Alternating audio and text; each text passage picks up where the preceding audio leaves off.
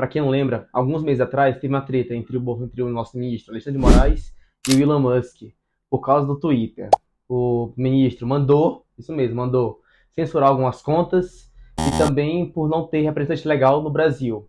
Ele foi lá e mandou bloquear o Twitter no Brasil. Olha só essa história agora, o que está acontecendo. Isso é muito bom, olha só.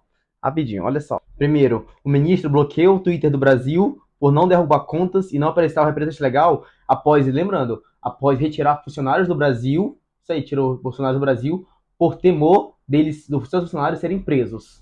O que dá certo, né? Qualquer líder faria isso. E aí, mostrar um representante legal e ele pode acabar sendo indo em cana à toa. Bom, é um risco que pessoalmente acredito eu que não vale a pena correr. Bom, e depois ele mirou na Starlink e até ameaçou a confiscar satélite. Para quem não lembra disso, a Starlink é a segunda empresa do Elon Musk. Ou seja, ele mirou numa segunda empresa de um grupo por conta de uma primeira. Gente, para quem não sabe, isso traz muita insegurança jurídica no nosso país. Como assim? Os investidores vão ter muito mais temor ao investir num país que possa punir segundas empresas por causa de uma. É uma coisa que não, juridicamente falando, está incorreto. 18, além da multa milionária, confiscou dinheiro e mutou de novo em 5 milhões de reais, mutou em 5 milhões de reais por terem desbloqueado. Olha só, não, vou chegar nessa parte ainda. Calma. Ele chegou a confiscar 18 milhões e agora driblou o Moraes com a empresa Cloudflare, que é basicamente uma empresa em nuvem, que para quem não sabe, eu vou explicar de forma bem simples. Em nuvem é basicamente data centers que existem em todo lugar do mundo. São pontos de memória espalhados pelo mundo, ou seja, computador de outra pessoa. Resumindo, beleza? E agora, a melhor parte de todas. Olha só essa história.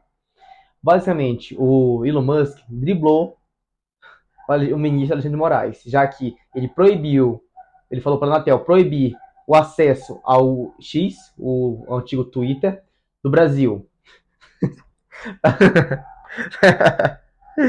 E aí, olha só. Aí, olha o que ele fez. Ele conseguiu uma outra empresa, para conseguir não desbloquear, mas sim para facilitar o acesso ao Twitter no Brasil. Ao X. Ao X. Eu não sei como é. Vou chamar. Você vai entender, né, gente? X, X, Twitter é a mesma empresa, tá? Antes que eles me perguntem. Tá, e como é que ele fez isso? Ele tinha um IP. Aqui, o IP é o endereço, é o local, entendeu? Onde se localiza a empresa. Onde tinha um IP, ele foi lá e achou outro meio para acessar. Vou explicar aqui utilizando uma forma que o brasileiro possa entender, de uma forma bem simples. O Elon Musk é tipo o Ronaldinho Gaúcho, o Elon Musk Gaúcho, beleza? Aí qualquer outro jogador é o Alexandre de Moraes. Basicamente, o Elon Musk fingiu que ia pro lado, esse outro jogador bloqueou a entrada, a passagem dele, ele foi por outra via. Com essa passagem, ele conseguiu avançar até outro campo. E aí, por que não bloqueia esse outro lado? Por que não chama outro jogador para bloquear esse lado? É bem simples, porque esse outro lado é o IP de muitas empresas, inclusive governo, imprensa, bancos, grandes empresas, entre outras coisas. Pois é, então se você derrubar essa outra via aqui, ia derrubar o time inteiro, ia acabar com o futebol, entendeu? Pelo menos no Brasil, a nossa economia ia sofrer um grande embaque com isso. Então basicamente ele conseguiu ter uma forma muito boa de driblar um horário, eu achei genial. Deu para entender de forma bem simples, né?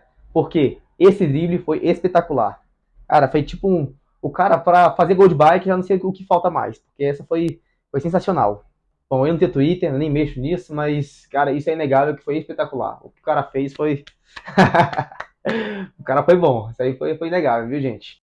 Tudo isso porque o Elon Musk acredita na liberdade de expressão, já o outro lado acredita que nós devemos regular isso.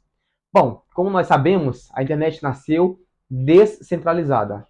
Ou seja, que ninguém tenha um certo controle sobre as pessoas. Cada um pode fazer o que bem entender. Isso é bom por um lado? É. Mas também tem outras falhas? Também tem. Esse vídeo não é sobre isso, sobre falar lado bom e lado ruim. É basicamente entender o que aconteceu para o X voltar ao Brasil. Ele está de volta, está um pouco mais lento. Pode ser que caia de novo? Pode ser, porque a Anatel vai querer derrubar, com certeza. A Anatel recebeu ordem para derrubar, mandou o pedido para as operadoras, e elas têm que seguir, né? E também, inclusive, a Starlink também é uma operadora, então conta com uma operadora porque ela teve que proibir o X no Brasil. Agora encontrou outro meio para driblar isso. Cara, é espetacular. E agora tomou 5 milhões de multa, 5 milhões a mais de multa, por não ter cumprido essa segunda ordem. da terceira ordem no caso, né? Quarta. São muitas ordens, né? Enfim, um país onde o governo se mete mão em tudo, tende a não atrair muito mais empresas para o país. Isso é um problema nosso, sim, tá?